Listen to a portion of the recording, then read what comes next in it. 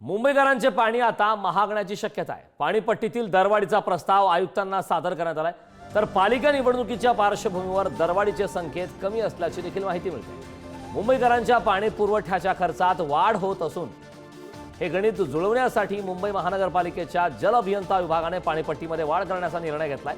त्याबाबतचा प्राथमिक प्रस्ताव प्रशासकीय मंजुरीसाठी आयुक्तांकडे सादर करण्यात आला। तुर्तास आयुक्तांकडून प्रस्तावाला मंजुरी मिळाली नाही, मात्र महानगरपालिकेच्या आगामी निवडणुका पाणीपट्टीच्या दरवाढीत अडसर ठरण्याची देखील चिन्ह आहेत। त्या प्रकारची चर्चा सध्या जोर धरत आहे। पहिल्यांदा मुंबईतल्या प्रत्येक घरापर्यंत पाणी पोचेल अशी संपूर्ण व्यवस्था पहिली निर्माण करा।